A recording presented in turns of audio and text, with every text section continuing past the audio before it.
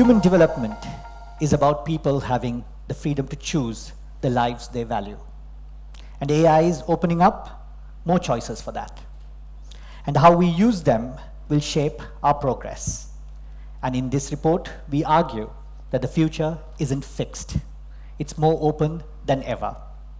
And what we do now can steer it in a meaningful way. Instead of trying to vainly predict what will happen with AI, this year's report asks us what choices can be made so that new development pathways can be unfolded for all countries to dot the horizon, helping everyone have an equal shot at thriving in the world with AI.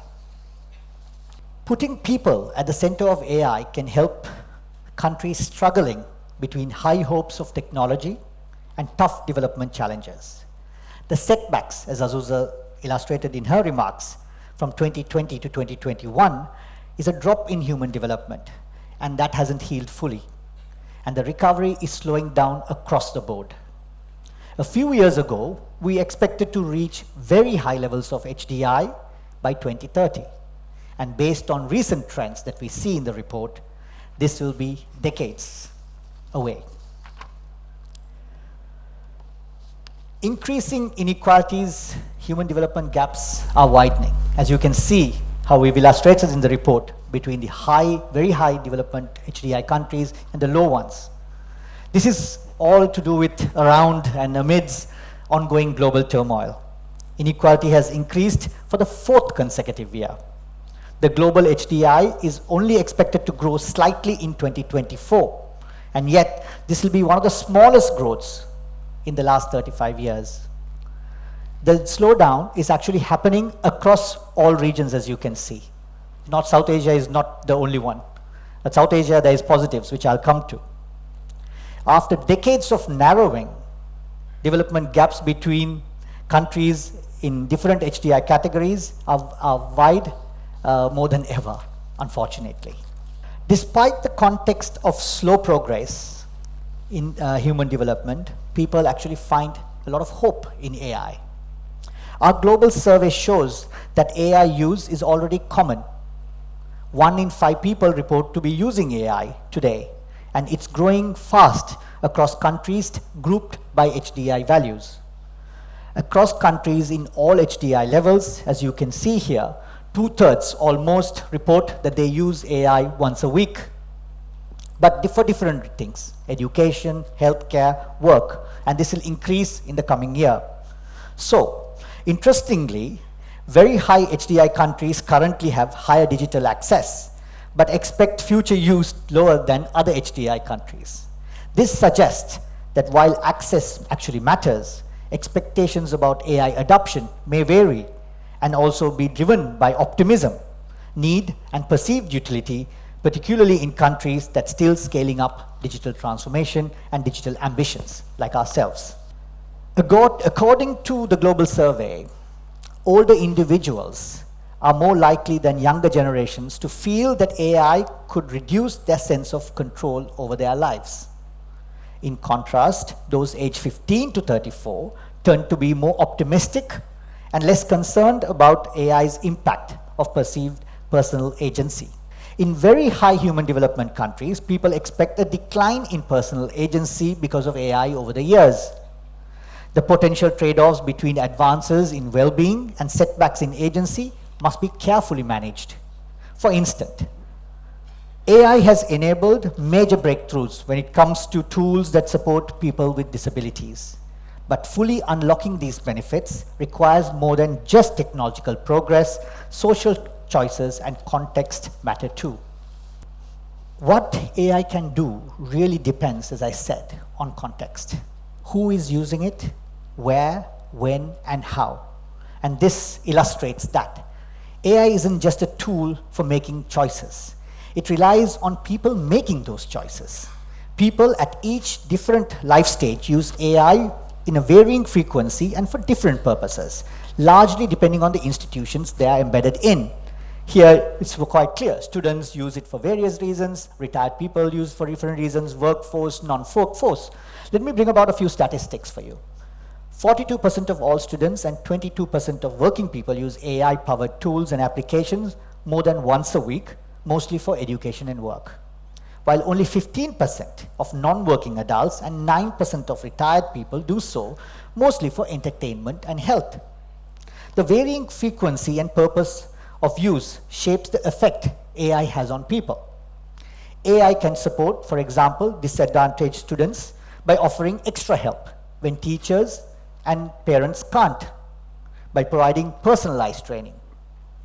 But AI should support, but not replace teachers, who play a vital role in students' social and emotional growth. Until recently, one of the most well-established empirical regularities across countries was that subjective measures of well-being, such as life satisfaction, followed a U-shaped pattern with age. That is, that the younger and older people reported higher well-being than those in middle ages, late 40s, early 50s. But around a decade ago, that changed in some countries. Young people, especially young women, started reporting much lower well-being, at least in some countries with very high HDI values. The reasons are actually complex, but have been linked to the rise of smartphones, particularly due to social media, where AI is playing a dominant role. In a global survey that only includes young people who use the internet, the U-shape disappeared entirely. Young internet users report the lowest levels of mental well-being.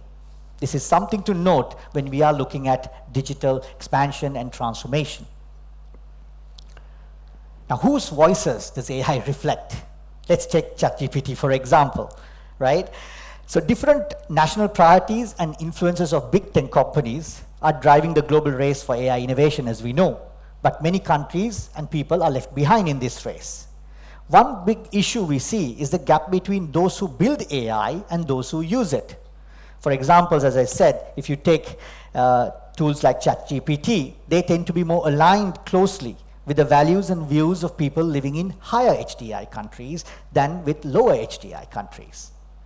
AI has the power, however, to speed up discovery, open up new doors for creativity, even becoming a tool for inventing new things.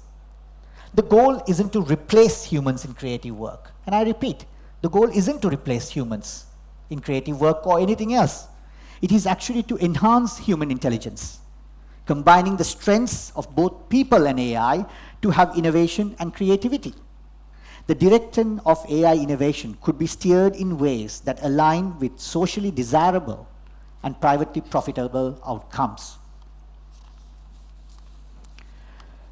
People, as Azuz also mentioned this in her remarks, people actually expect automation, but even larger, they expect augmentation in their workplace. Seeing AI simply as a supercharged extension of earlier digital technologies deployed to automate work further erodes development options. By focusing instead on complementarities between people and machines, new development pathways are certainly possible for us. People expect AI not just to replace their work, but to help them do it better, with more emphasis on augmentation than replacement. Red dots that you see here in the shaded area show population in each occupation and country groups from across the board in our survey with higher expectation of augmentation. Whether this happens depends on policies that promote collaboration between people and AI. If we get it wrong by replacing workers too early with low-performing AI, we risk short-term setbacks and long-term inequality. One solution is to create tax policies that encourage using AI to boost human work, not just to cut jobs. So what are the key messages that's coming out of this report? We need to move away from the idea that technology follows a fixed path. What matters is how AI is used, who decides, who benefits, and how accountability is ensured. This year's Human Development Report focuses on people and their choices, highlighting 3 areas to help AI support human development. Number 1, building a complementarity economy. Instead of replacing humans, AI should work alongside them. Policies should encourage people and AI to collaborate, boosting productivity and supporting decent work. This means that this means using AI in ways to create positive spillovers across economy, helping workers adapt and ensuring that no one is left behind. Number 2, guiding innovation with intent. AI should be harnessed to accelerate innovation and science. Number 3, investing in the right skills and support. This has been a conversation we've been having with, I think, the Ministry of Digital Economy, and that they've taken this as a priority to look at investing in skills and the capacities that we require to thrive in an AI-driven world. People need the right tools and education. AI can help personalize learning and healthcare, but risks like bias and privacy need to be managed. At the same time, AI can open up new jobs that require human touch. These 3 steps aim to replace the extreme hype of fear with more grounded vision, one where people have the freedom and power to shape the future with AI. Let me now move to look at to focus on the index itself. As we heard, the latest Human Development Report warns that global development is now advancing at its slowest pace since 1990. HDI evaluates progress with 3 basic dimensions of human development: a long and healthy life, knowledge and education, and a decent standard of living. As you can see, Sri Lanka's 2023 HDI value stands at 0.776, right? Which puts the country in a high human development category, positioning it at 89 out of 193 countries and territories, which is 1 down from the previous one, where we were 88 in 2022. Sri Lanka actually continues to stand tall in the South Asian region in the high human development category. However, the pace of improvement for Sri Lanka has been actually lukewarm, with its average annual HDI growing from 2010 to 2023 at just 0.28%. After reaching a peak HDI value of 0.78 in 2018, we've actually seen a marginal but persistent decline, with the index falling to 0.776, which was at 0.78. Now, when you look at South Asia, actually South Asia is in a bright spot in 2023, recording a 4.8% rise in HDI. South Asia actually experienced the fastest HDI recovery post-pandemic, while Sri Lanka continued to be impacted by the economic crisis. Sri Lanka outperforms most of its regional peers as it's ranked second only to Iran. However, the gap, as you can see, is narrowing. Maldives stands as 0.776, very close, inching very close to Sri Lanka. Now, when I take you to look at a closer comparison between Iran, who stands at the top in the South Asian region, from 2021 to 2023, Sri Lanka went from 0.777 to 0.776, a marginal decline. But you can see it's a decline that you see from 2021 to 2023, whereas Iran went up. They were at the same level of 0.777, went up to 793, and then 0.799. Now, if I take Maldives, on the other hand, a closer comparison, the 3 years that I'm looking at, you can see that Maldives went up during the same period from 0.745 to 763, and now at 766. Now, if I expand that duration and look at it, you can see that both Iran and Maldives, and every South Asian country for that matter, has progressed in their HDI values post-pandemic. Sri Lanka is yet to recover, that we call the dual challenge that we faced: pandemic, the economic crisis. One may say 4 challenges: post-war recovery, then the Easter Sunday attacks, and the pandemic, and the economic recovery. But there are positives here. The decline is actually slow.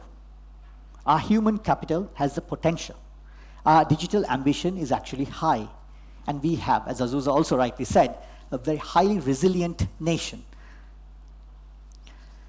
Sri Lanka can use AI to enhance human intelligence, combining the strengths of both people and AI to boost innovation and creativity, and we can accelerate human development achievements.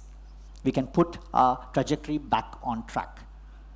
As the report says, Sri Lanka today, with its great digital ambition and the potential we have, can focus on building a complementarity economy, guide innovation with intent. We can invest in the right skills and support, and importantly, create the space where people have the freedom and power to shape their future with AI. Let me conclude by saying this. The report before this, in 2023 and 2024, Human Development Report, which was titled Breaking the Gridlock, made it very, very clear. Our limitations are not technological, but sociological. Many of the crises and inequalities we face persist, not because solutions are lacking, but because we have failed to act. With AI, we must choose differently, and we must choose now. The 2025 Human Development Report on AI is actually not about technology. It's about people and our ability to reinvent ourselves in the face of profound change. Thank you, ladies and gentlemen.